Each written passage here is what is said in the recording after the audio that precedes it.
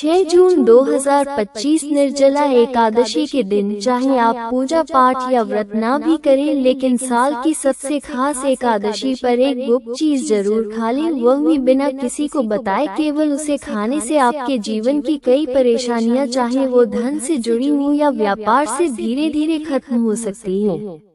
भक्तों, 6 जून को पड़ने वाली एकादशी यानी निर्जला एकादशी को बहुत ही शुभ और फलदायक माना गया है। इसके अलावा व्यक्ति अपने पुराने पापों से भी मुक्ति पा सकता है।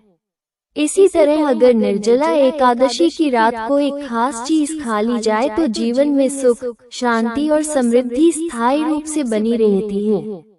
हालांकि इस दिन उपवास में जल भी नहीं लिया जाता, फिर भी यह छोटा सा उपाय इतना सरल और प्रभावशाली है कि इसे अपनाने से निश्चित ही लाभ होगा।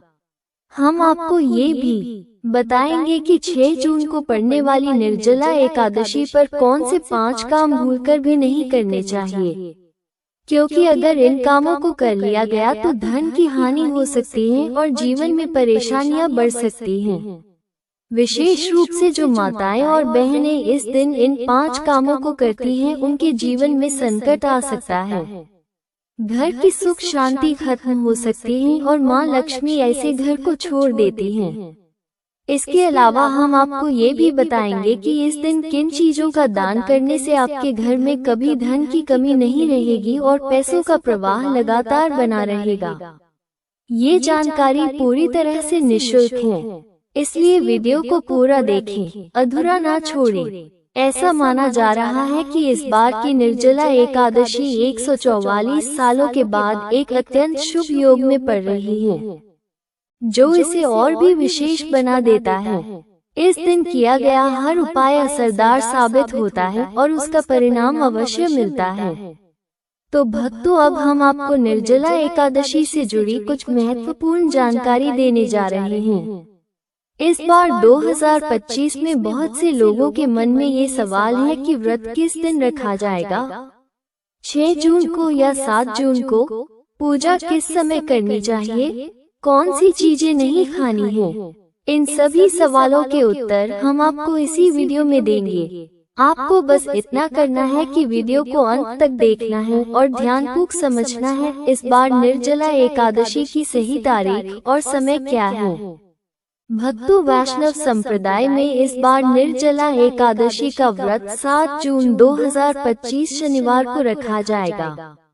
व्रत उस दिन रखा जाता है जब एकादशी की तिथि सूर्योदय के समय हो, जबकि वैष्णव परंपरा में उस दिन जब तिथि का अधिकांश भाग सूर्योदय के बाद हो।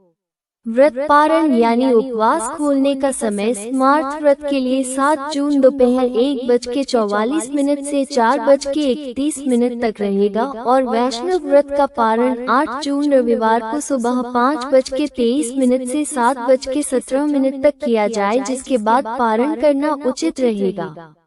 अभिजीत मुहूर्त के बारे में बात करें तो ये प्रत्येक दिन सूर्योदय के करीब 24 से 48 मिनट बाद तक का समय होता है और इसे बहुत शुभ माना जाता है। इस मुहूर्त में कोई भी कार्य करना सफल होता है और खासकर इस दिन भगवान विष्णु की पूजा करने से विशेष फल प्राप्त होता है।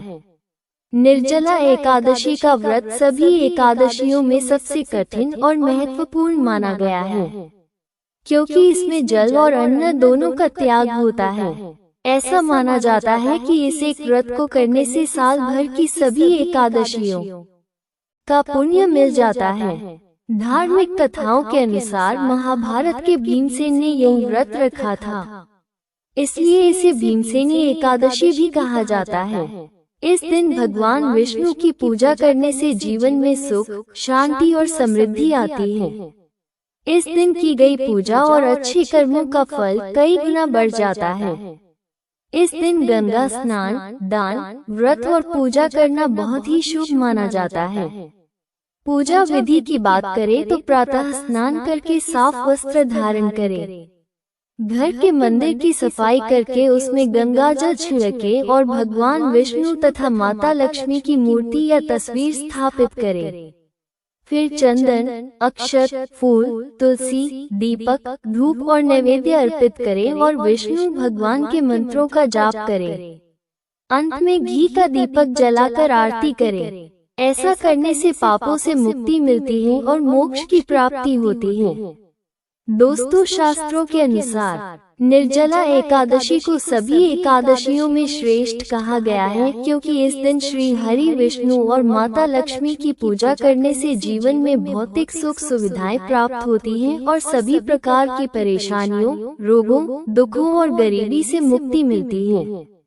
इस विशेष दिन अगर कुछ खास उपाय किए जाएं तो व्यक्ति अपने जन्मों जन्मों के पापों से भी छुटकारा पा सकता है। निर्जला एकादशी की पूजा और प्रसाद में अंगूर का विशेष महत्व होता है, क्योंकि यह माता लक्ष्मी को बहुत प्रिय है।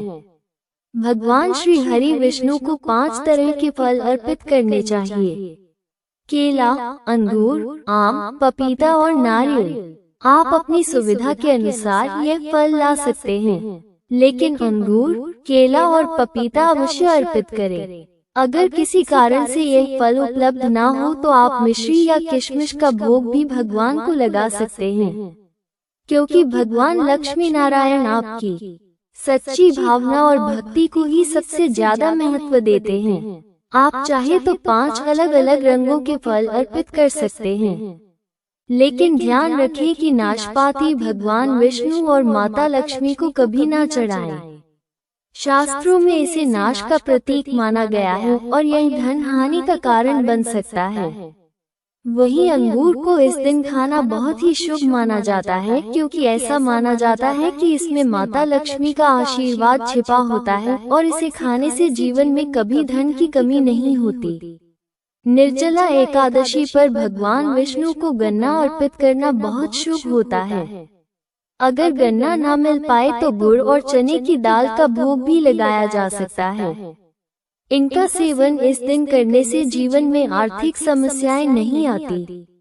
साथ ही माता लक्ष्मी को 5 रंग की मिठाइयां अर्पित करना भी बहुत ही फलदायी माना गया है। इस दिन मखाने भी चढ़ाने चाहिए, क्योंकि मखाने की उत्पत्ति जल से होती है और यह धार्मिक दृष्टि से बेहद पवित्र माने जाते हैं।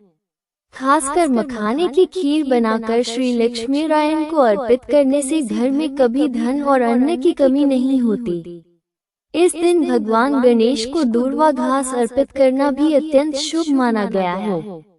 जो भी व्यक्ति गणेश जी को दूर्वा अर्पित करता है वो कभी दरिद्र नहीं होता। दूर्वा घास का प्रसाद पूरे परिवार को जरूर खिलाएं, जिससे गणेश जी की कृपा आप सभी पर बनी रहे।